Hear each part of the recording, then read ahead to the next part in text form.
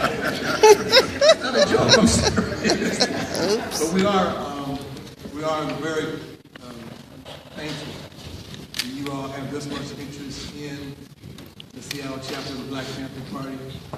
We think we are historic, being third chapter in the nation. And we think that our presence here, still here, has had some real implications for the betterment of our community. Today, you're going to hear more of the voices of some of the people who helped construct our analysis and the work that we did day to day for many years here, beginning in 1968.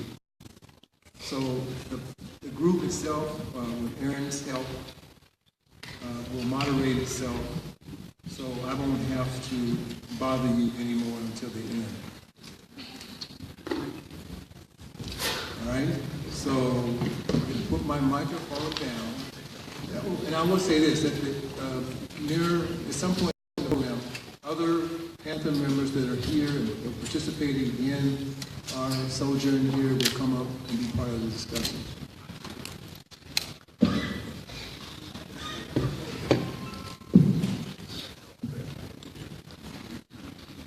Well, it's been a wonderful 3 days, and we wanted to kind of create a revolutionary atmosphere here, and an atmosphere that existed 50 years ago when the Black Panther Party began. And the Seattle chapter, the first chapter, we opened our doors up in April of '68. And for many of us, it was something new. And we were ready to be revolutionaries, but we still were trying to find our footing, trying to find our understanding of what it meant to be a member of the Black Panther Party. Since we were the first chapter, there really wasn't a protocol at central headquarters in terms of how to prepare chapters to begin to do the work of the Black Panther Party. Usually after our beginning, many of the chapters that started around the country, they had to send people to central headquarters for training and development. And we didn't have that luxury in Seattle. So, because we were one of the states outside of California and Seattle, we had an open carry policy. And just as in Oakland, we were able to carry our weapons out in the open. And we attracted a lot of street brothers in those early years. And a lot of people actually joined the party because they just wanted to shoot at police, beat up the police. So, in that first year, because we were carrying our weapons out in the open, we had a lot of confrontations with the police. We weren't really very disciplined either. And we didn't really fully understand, what we were supposed to be doing. But yet, and still, we made a tremendous impact. As soon as we opened our doors up, we started getting calls from the community for brutality, for domestic violence, for issues with landlords, for all kinds of problems. And so we tried to answer every call. I had sent a weekly report to Bobby Seale, and he told me that we were going out on too many calls. He said, Brother Dixon, the community likes to take advantage of things, so you need to stop answering all these community calls. So we had to put a damper on answering a lot of those community calls.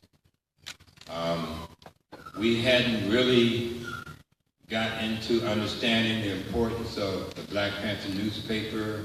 We had really had to start really selling that Black Panther newspaper. We did it sporadically. And I'm just going to take a little minute to talk about the Black Panther newspaper, which was Huey's idea. And Huey told Emory, he told Emory, I want you to be the revolutionary artist of the Black Panther newspaper. And the Black Panther newspaper was probably one of the most important aspects of the Black Panther Party. Because, as you probably heard this statement, that we were taught that power is ability to define phenomena and make it act in the desired manner. A newspaper allowed us to be able to define phenomena that was not only happening in our community, but was happening in the world as well.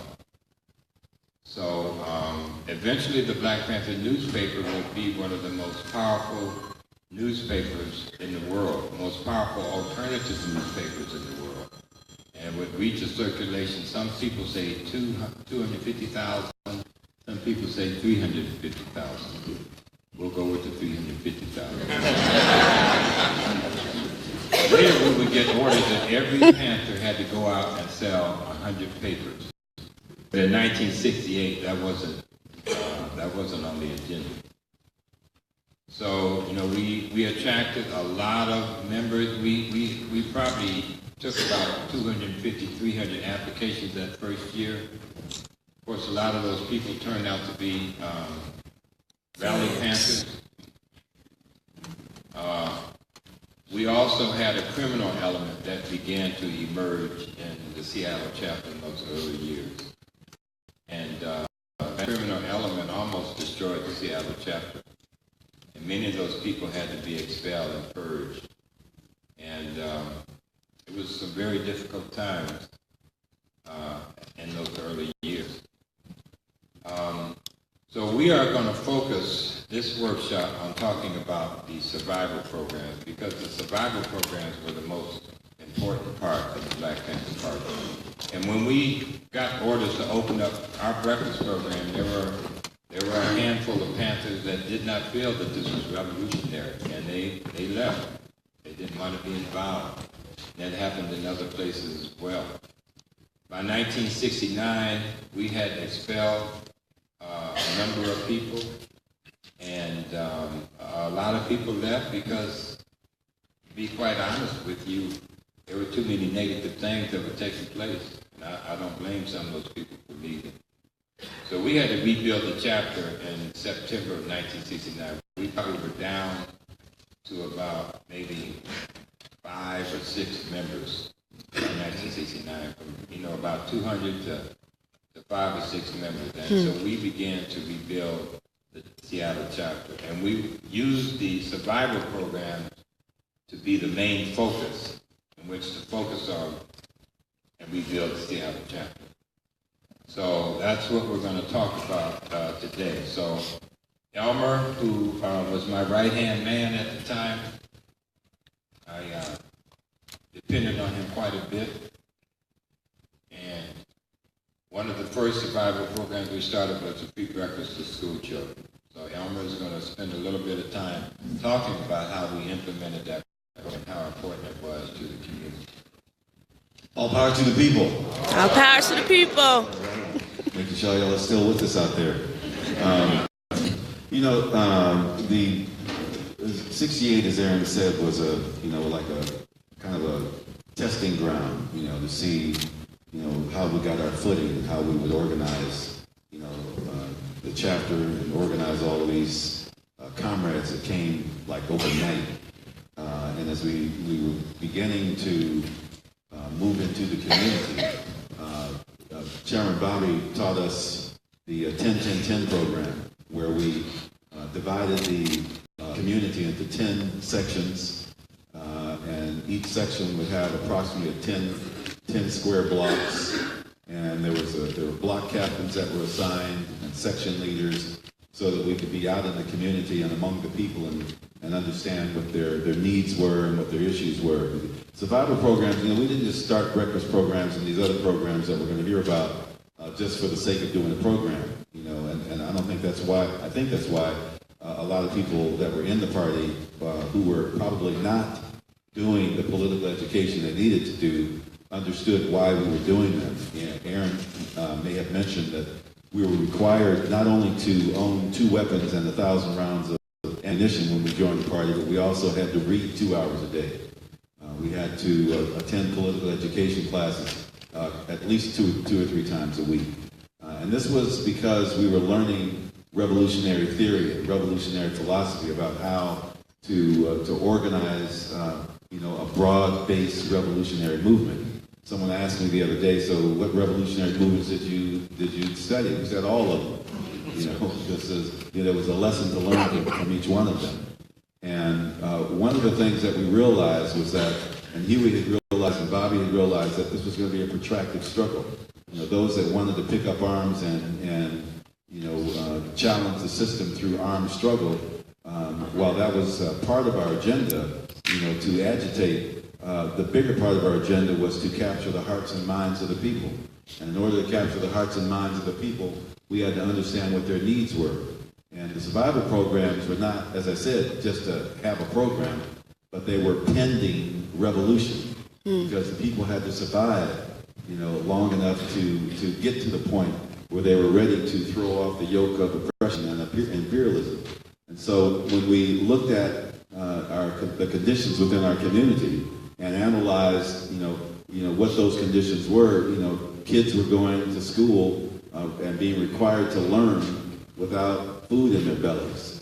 And, you've heard the old saying, a kid trying to learn that 2 apples plus 3 apples equals 5 apples can't concentrate on that because they're concentrating on trying to eat the apples. And so that's where the concept of a free breakfast program came up. So our very first free breakfast program in early 1969 was at the Madrona Presbyterian Church, because that was kind of like our base of operation. Our office was right around the corner on 34th and Union, but the Madrona Presbyterian Church, we had a lot of our party meetings there, our local central committee, as you can call it, of our leaders. We met there to look at the issues that we were going to be addressing and hash out how we were going to organize in the community. So the pastor there ended up saying, when we asked him about the breakfast program, said, yes, you can have a breakfast program here. Now that lasted just a short period of time. We got started in, after January, February of '69, but that laid the foundation for us to expand the program the following fall.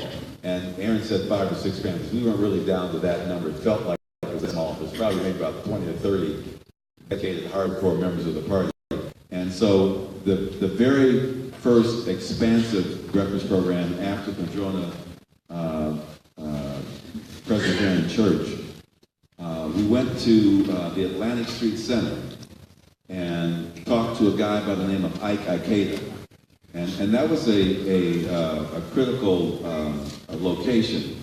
Aaron and I and my younger brother Michael and our older sister Joanne, when we moved here from Champaign via Chicago in 1957. Ooh, that sounds like a long time ago. We lived down on Rainier off of Hiawatha Place. Some of you know Hiawatha. There's lofts up there now, but that was a little mini ghetto down there. And on the way walking to Coleman Elementary, which is now the African American Museum, we passed the Atlantic Street Center.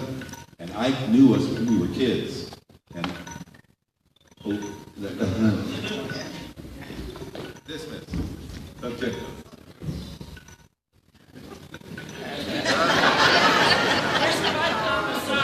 All right, my time is almost up.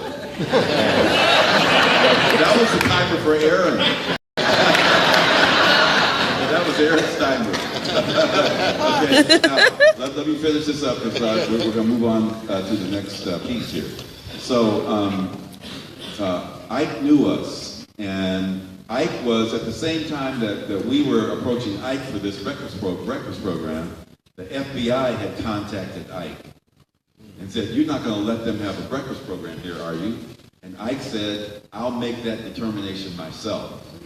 And so he talked to us about what our intentions were, and we explained to him why we were going to have a breakfast program, and that the kids needed this breakfast in order to survive, and he decided he was going to go with us rather than the FBI.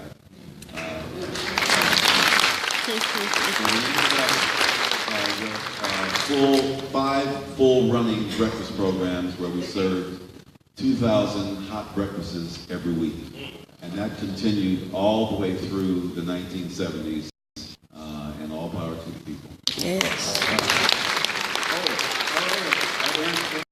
I was trying to rush myself. Aaron said, let me tell you how I got the food. Because people often ask, especially young people today, ask us, how did you organize these programs? Did you go get funding? Did you? And we didn't get no funding. Later on, when we were selling the papers, a percentage of that selling Panther papers went to the breakfast program. But we had to go out and hustle in the community. We had this saying in the party: use what you got to get what you need. And we knew that the resources were in the community. And point number 5 or 6, you guys helped me out with the 10-point program, said, we want an immediate end to the robbery by the capitalists of our black community. And so that meant if you were going to exist in our community and take money out, you had to put money back in. So there were 2 Safeways that were bookends in the CD. One was on 23rd and Union, and the other was on 23rd and Jackson. And so we went up to the Safeways in the summer of 1969 and asked them for donations, and they repeatedly refused to give us donations, talking about their headquarters over in Bellevue made those decisions, and they didn't make the decisions. We said, we see dumpsters out in the back of your store and you're throwing food away. And so we said, if you don't give us food, we're going to shut you down. And so the kids we had a summer liberation school that summer. And the kids in the summer liberation school, where's Anthony at? Anthony's out there in the audience. We were a couple of teachers in the summer liberation school. And the kids, we told the kids, Subway and Safeway don't want to feed you. What do you want to do? And the kids said, well, we should boycott them. So they made up their own signs, and they stood out in front of Safeway. And, the crowd started to trickle down. A few people were still going in. And so the kids came up with this idea. Go inside, fill up the grocery carts with food, and let them check them all out. And when it gets all checked out in the counter, say, I decided I didn't want that. And after about 100 loads of groceries that was being checked out, we were full grocery carts. The store, gave up, and we ended up closing both stores. But right around the corner, this is the power of the people. Right around the corner, there was a little, on 22nd and Union, there was a little grocery store called Jack's, run by a small Jewish man, Jack's Mini Mart. And Jack Richland, when I went in and said, hey, Jack, we need some food for the breakfast program. Jack's reply was, how much you need? And we said, Jack, whatever you can give us. And as it turned out, people knew that Jack was giving us food because we let him know, this is a business that you need to support. He ended up buying the big gas station on the corner, the Shell gas station, and opened up Jack's Super Mini Market. I want to give props to Gage Bakery. It's called Fran's now. Aaron and I and Michael and in that neighborhood we grew up in, when we moved up to 24th off of Norman Street, we would walk over to Gage Bakery and get those little, the $5 donuts. And the same woman, Rosa, no, not Rosa Parks, Rosa, she's an Italian woman, Rosa. Same woman that was in there that gave us donuts when we were kids. We went in there and said, Rosa, she was still there. Rosa, we need, food for the breakfast program. She said, let me talk to Mr. Gay. And sure enough, we had, loads and loads of bread, for the breakfast program every day. Winchell's Bakery, Winchell's Donuts would give us all of their leftover donuts from the previous day for snacks for the kids to take on to school if they didn't get enough to eat in the breakfast program. We made sure they were fed good, and they got good, healthy, hot, nutritious breakfasts, and all of that came through donations from businesses around the area. Even there was an egg farm out in Linwood that gave us crates and crates of free eggs. That's how we ran those programs, and that's how we served the community. Wow.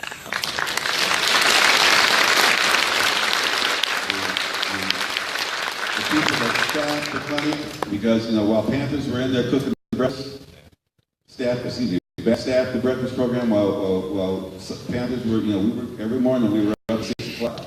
It's like Reveille was called. I know the comrades in the room that's done this in other cities. Reveille was called at 6 o'clock, and we were first duty of the day was, in the breakfast program, but there wasn't enough of us to do all of that cooking. And so, welfare mothers, mothers that, people thought were lazy and didn't, care about the community, man, they showed up in droves, cooking, cleaning up, working with the kids, because the kids, were all organized. I mean, we had hundreds of kids in these locations, and Holly Park, Yesler Terrace, Rainier Vista, High Point way up in West Seattle.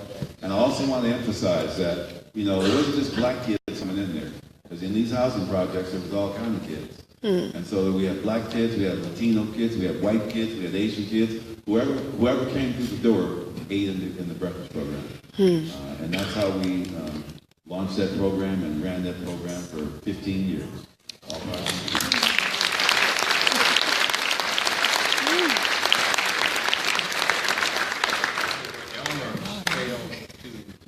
What Elmer failed to mention, at our breakfast program, we needed our mother's refrigerator. That's where the food came from. So now we're going to go to Melvin Dixon.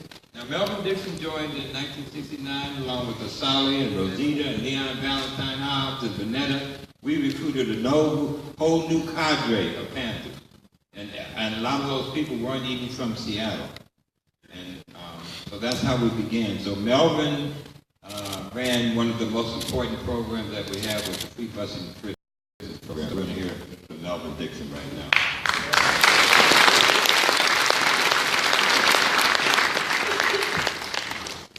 Thank you. And I'm honored to be here. My first coming here was, as Aaron and Emma described the place, it was very impressive to me. And comrade, she yeah. But anyway, we came purposely to join the party. And before the first day we came here, I think we went by the office or something. But we come from Oakland. My comrade, she's from Oakland. I was living there. I've been in the service. And I come out here from the South, joined the Navy, and I was assigned to duty in Oakland, and that's how I became attached to Oakland initially. And over the years, as I got out of service, I decided I want to live in Oakland. I already decided I want to go into college as I get out of service, take advantage of the GI Bill, etc. So I did that. I enrolled in schools. Mary College, same college Huey was going to, and Bobby Seale and the other people that were around the party that I knew. Also, got a job working as a delivery milkman. In those days, they had milkmen. You remember? So you might remember. Yeah. But I used to drive a milk truck in Oakland. That's how I got to know the community in Oakland. And through that process, and when the parties emerged, particularly after the Huey trial, because Huey, in October of 1967, the incident occurred in West Oakland where Huey was shot up and two police officers involved. One was shot dead and the other one was wounded. I saw Huey the night before, local place, and he had just got off he had been on probation. He had got out of jail. He had a case. So that night, he was celebrating. And he was talking about the revolution. And everywhere he would go, he would talk about the revolution. He would always talk about the Cuban busing program.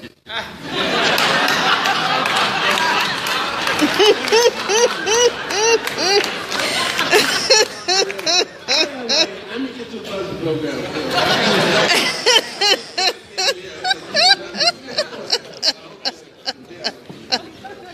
Busing program. Let me get this.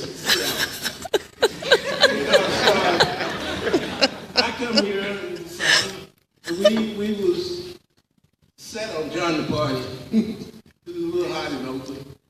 But the situation was a need for the breakfast program. That was one of the first programs we started working in. And then the busing program I was signed to, and that's why I started working with Michael, who was the coordinator when I came on. Michael Dixon, he was the coordinator. So he trained me to run that busing program because he got it started. And what we did was continue to organize through that the community and families, etc.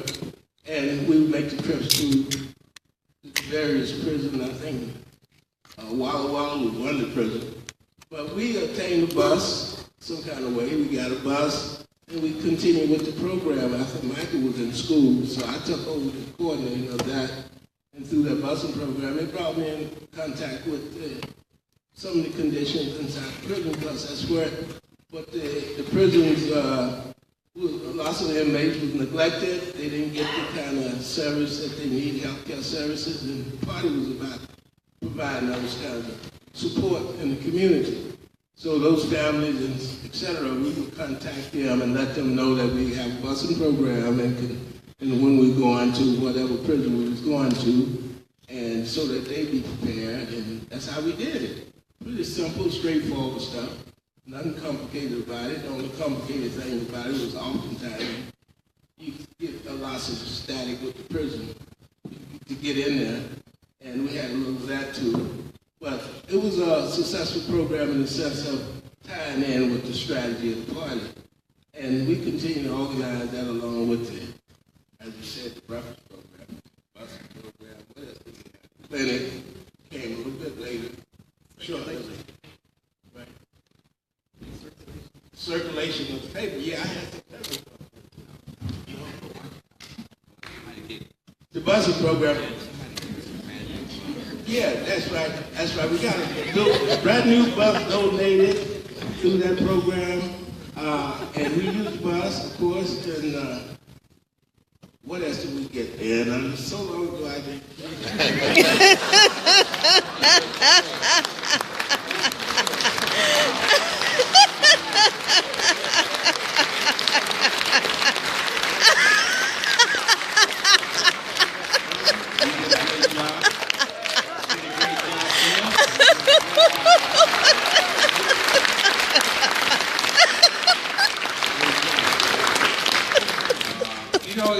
It's a little difficult to remember a lot of that stuff. We all have that problem. So, but, you know, we did start off with the busing program by just using cars. And, you know, volunteer cars and other people's cars that we may have. And we provided breakfast and we provided lunch on the busing program. And we went to all the prisons in the state of Washington. And then somebody donated a brand new 34-passenger school bus. And Melvin had experience as a bus driver, because none of us knew how to drive that big old bus. I tried to drive it around the corner one time, tore up about 2 cars.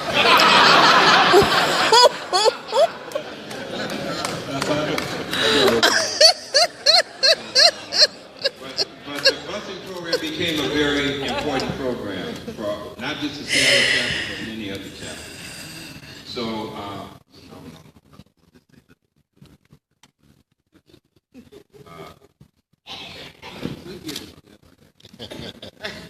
okay, so the next thing that we're going to move to is Comrade Valentine and Comrade Rosita. Now, Valentine was from New York, and he was a black nationalist. He didn't want to do nothing with no white folks.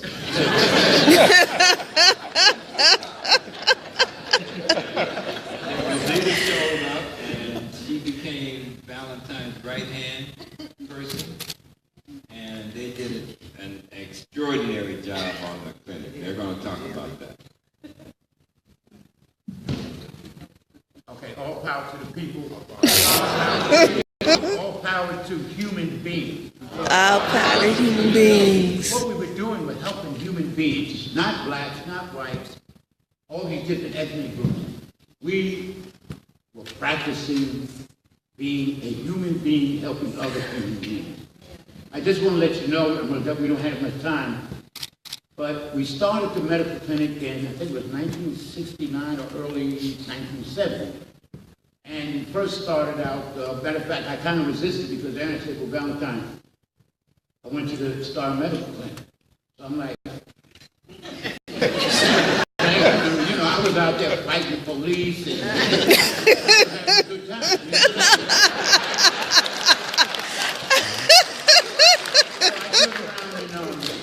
I thought about it for about 24 hours, and I didn't organize anything. The people organized it.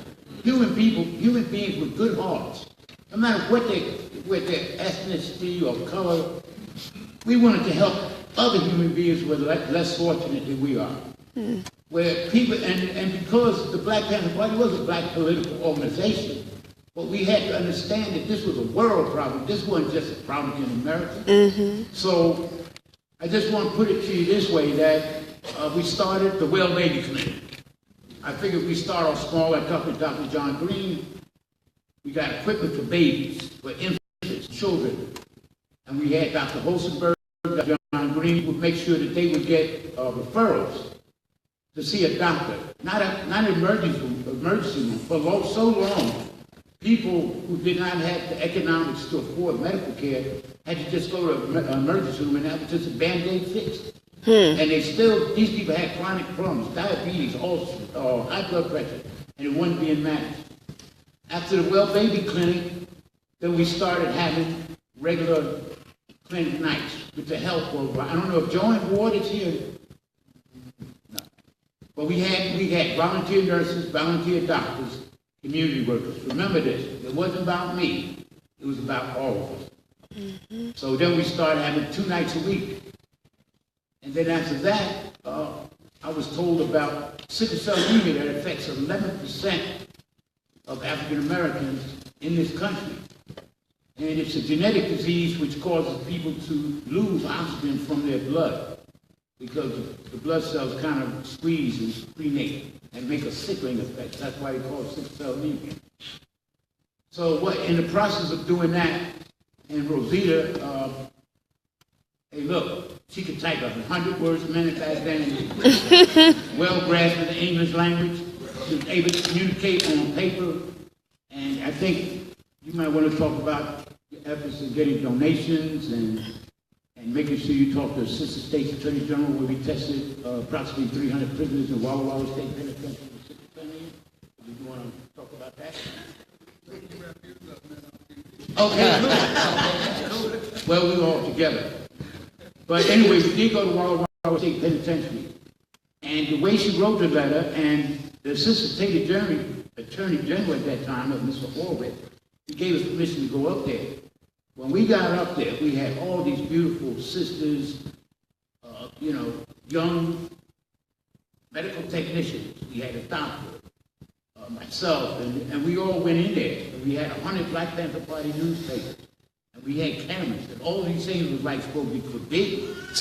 But what happened was, the Assistant State's Attorney General gave an order. The warden said, these people are going to touch these black guys, right? Anyway, in the Black Panther Party newspaper, we were able to write an article about that, and write about an article of sickle cell anemia. And to that point, that's when Elaine Brown, who was running the ministry at Central Headquarters in Oakland, California, if it wasn't for her putting out the information, not only nationally, but it became worldwide, where people of color, just human beings, who had a genetic disorder, and the United States government refused to give any funds, not even to direct their doctors to deal with this crippling disease. So I just want to say it was like a World War II. Things were just moving so fast. I was told sometimes by Aaron and Elmer that my tactics were not in sync. But I did everything I could to protect the thing. Even a couple of cases I was assaulted twice, almost run over by a police car because they were attacking each one of us because we had different tasks to deal with. So they were trying to destroy the program. We even had bad elements that was trying to destroy our programs. And in some cases, I hate to say it, but sometimes corporal punishment had to be met out to protect our programs. And that's one thing that the Black Panther Party did. We protected our programs. Okay? And the people protected us. So I couldn't have done anything without human beings trying to take care of human beings. I just want to finish up this here. You know, next time you get a driver's license, next time you got to fill out a form, what is your race? Say human. We're human beings. And you young millennials, man, I mean, you got these social media and all of that. We are human beings, okay? Period. Because if we don't, the millennials and the young people today don't step up, this earth will be destroyed. Okay, Jerry?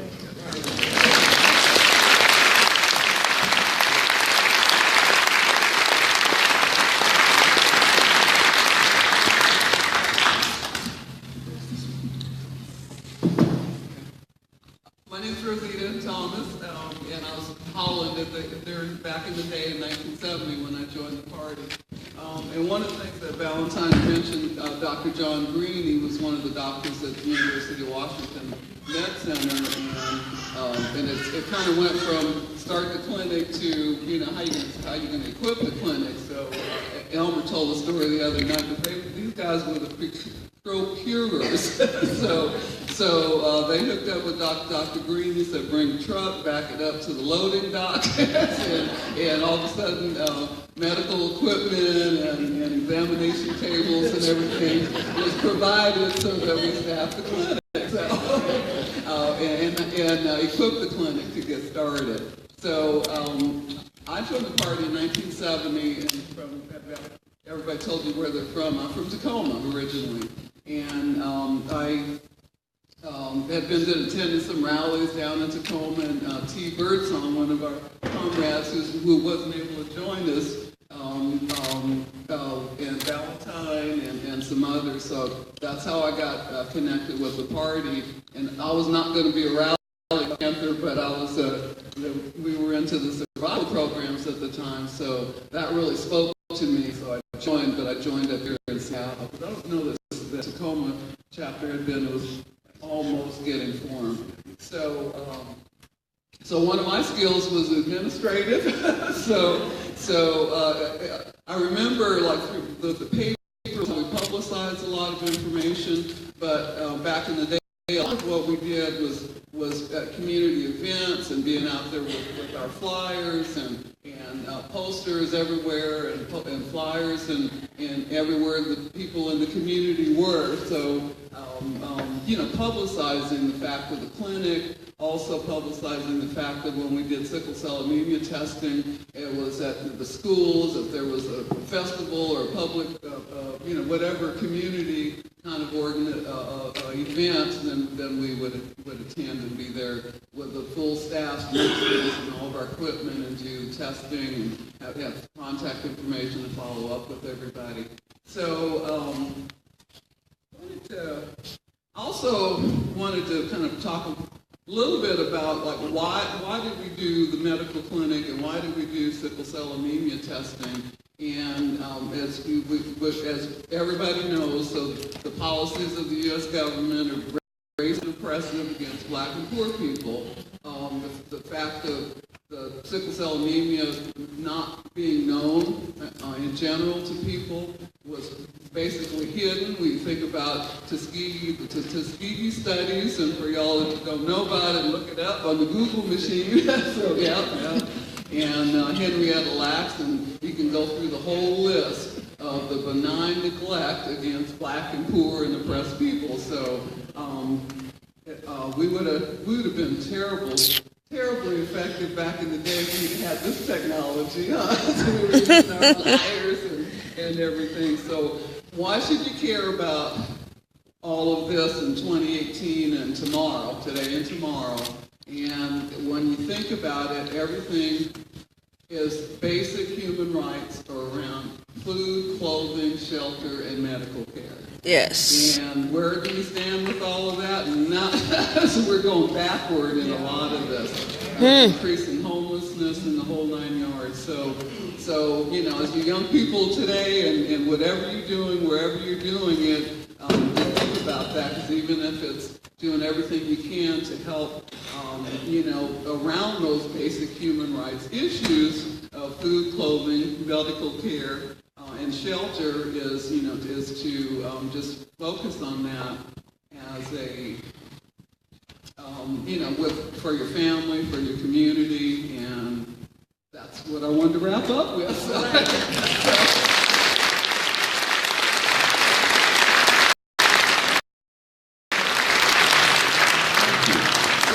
These two are being modest.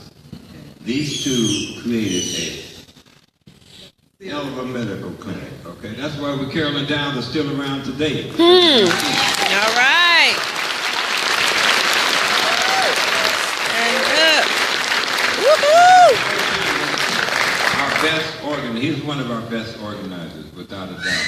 And the two of them together, they were a dynamic duo. I will say that. All right. I want to say Melvin was probably one of the most dedicated comrades that I've ever met. You know, he anything you asked him to do, Melvin would do it. So we're going to move on to two sisters that also joined in that time period, Asali Dixon and Vanetta Molson. And they're going to share a little bit about the day-to-day routines of what it was like to be a Black Panther Party in 1969, 1970. Greetings, everybody. Good to see everybody here. As he said, my name is, my legal name is Gail, but at the time, I was known as Asali. And I'm from the Bay Area. Me and Melvin came up here together. And basically, I had the political education and cultural education of the Bay Area at the time. So then when we came up to Seattle in '69, we first started out working in the free breakfast program, for children program on Atlantic Street, you said? Yeah, Atlantic Street. And, we were dedicated. We get up in the morning and go there and serve in the breakfast program. And then after that, we joined the Black Panther Party together. And I have good memories of the party. It was like we were family. We were sisters. These were my sisters, my real sisters,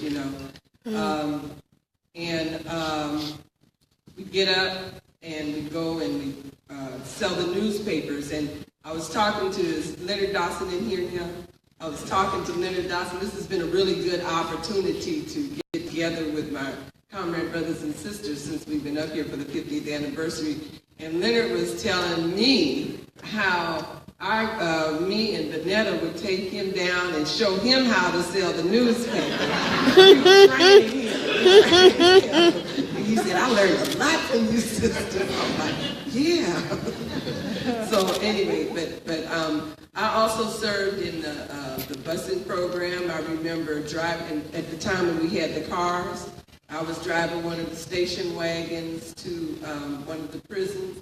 And God is good, because I was 20, 21, 22, and I'm driving that car in the snow like I'm driving in Oakland, California.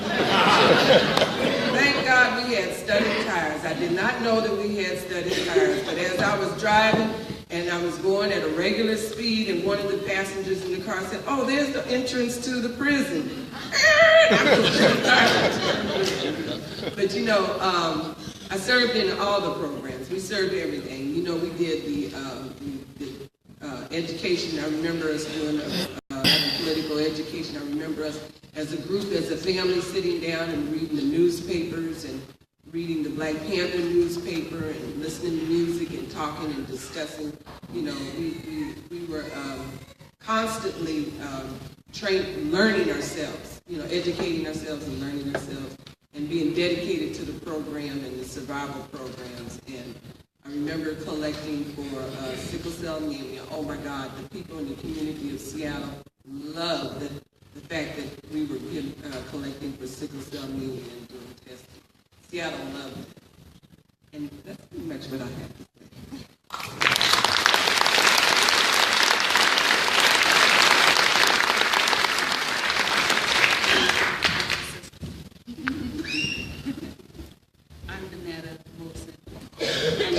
Mason and am a Seattleite after I was 3 years old. And I went to local schools. I lived in a few of the projects and went to 7 different elementary schools. So I've been around the town and knew that there was a lot of need in our community, a lot of hunger, a lot of pain, a lot of no jobs, not a lot of depression. So I also learned some more things right after college, but about our plight. And when I came back to Seattle, I learned that there was Black Panthers in the neighborhood doing breakfast programs. And so I went to see the breakfast. I went to see what was going on and started helping in the breakfast program. Started helping to procure food. Learned more about the Panther while I did another year of college, and then I joined up. They were talking about change around the country, not just a little bit of change feeding some kids.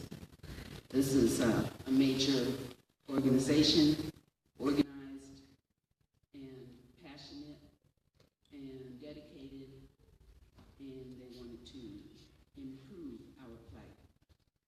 So I know that just real fast, but we worked real hard at it and we enjoyed it. I mean, I enjoyed it. I take that back. I enjoyed it. I loved the camaraderie. I loved us working together with one mind, with one goal, and I thought it was just a wonderful thing to do. And getting up early in the morning was no problem, even though we'd stay up pretty late at night, working on the breakfast program, and then going to sell papers, talk to people, trying to educate. Awesome. Guard duty. Excuse me. Yeah, the sister did everything. And we'd come home or back to the community at the office where many of us stayed. And breakfast would be, dinner would be ready. Y'all would like that. But yeah, we all did the same duties and weren't afraid to do it. I didn't do much cooking though. And that was good. So, but I did do gardening. We have to protect ourselves. We learned how to work those guns and clean them and put them back together, and we were ready. We were armed and ready. Sorry that had to be, but that is the case. So we'd stay up late, get up in the morning and do it all over again. It was wonderful. We were getting somewhere, people were proud of us, and we made a difference.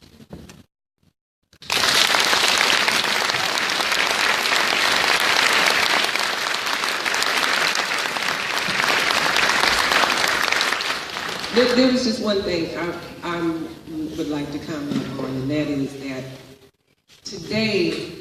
yesterday we saw the need in the community for these survival programs. And the government co-opted a lot of those programs, like the breakfast program and the free medical clinic, And I have a lot of friends who are who are teachers down in Oakland. And I have a special place in my heart for the teachers because the free breakfast programs are slowly being cut out, and the teachers are buying the food for the children to eat breakfast in the morning, So I would just like to say that yesterday there was a need, and we did what we saw the need, and we tried to fill that need, as Valentine said, survival pending revolution, and we're coming full circle. So it's time again for us to, at a different level, to pick up mantle, the torch that we're passing on, and using your creativity that is unique to you, that is, and finding a way to connect your creativity to another person's creativity to serve the people once again. And,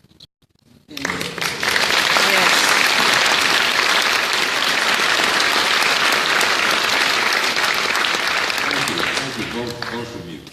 And I just want to just kind of like go how it was. Okay, you got up at 6 first of all, you had guard duty 2 hours per night.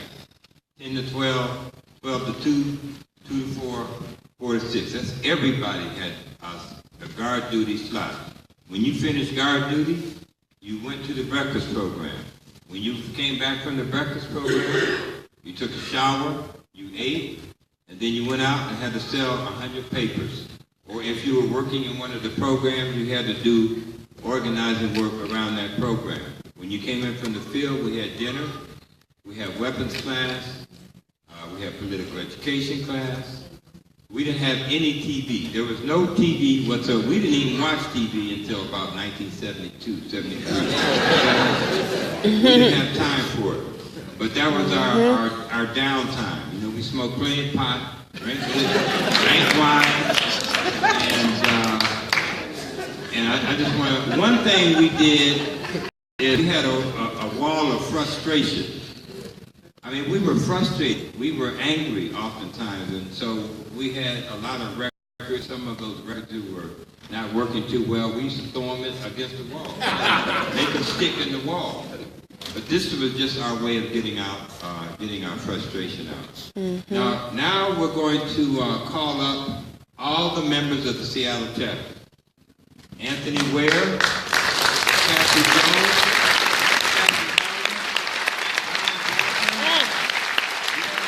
I want to stand up.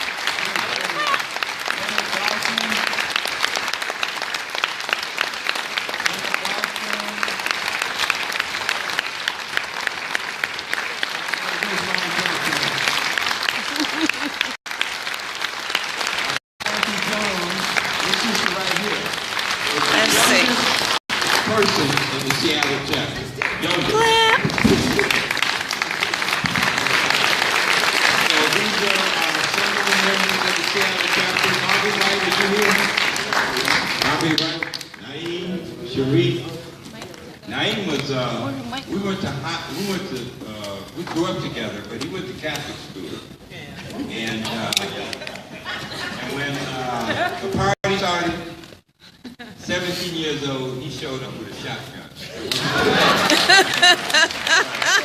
We don't have much time, but we're going to have a brief question and answer period, and then we'll move on to the next workshop.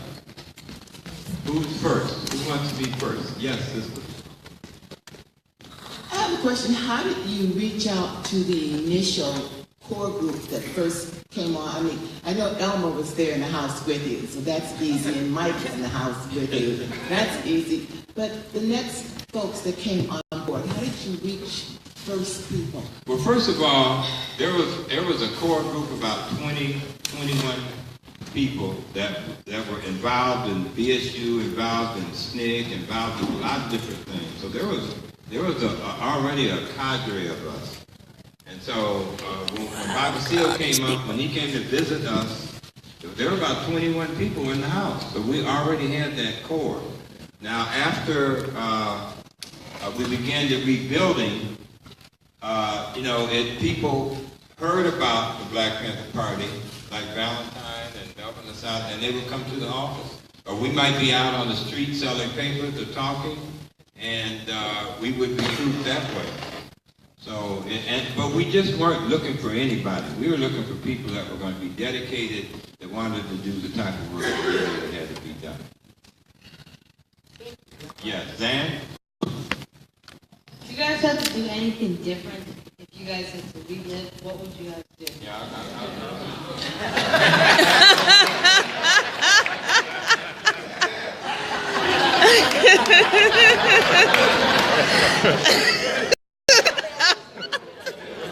Okay, now,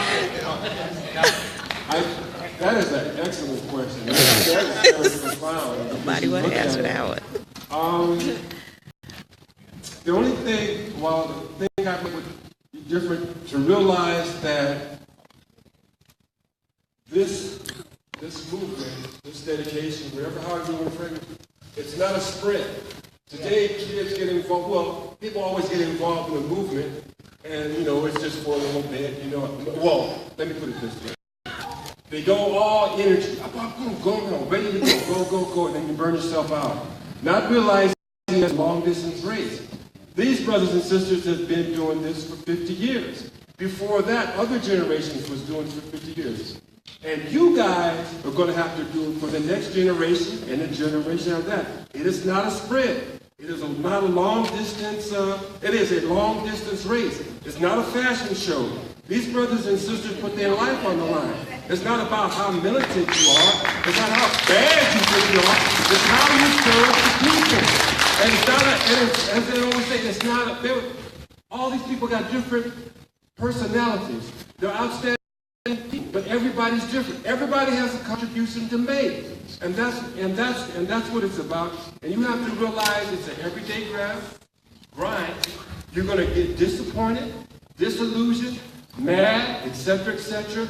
But the work goes on. Put your egos aside. Find right-minded people to work. People always say, well, what can we do now? Do something. Make your contribution. If it's in education, medical, in a lawyer community, organizer, whatever it is. Now, we carried guns back then.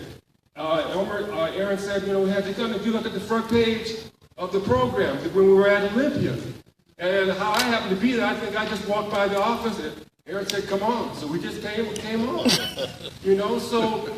when you ask to do something, do it.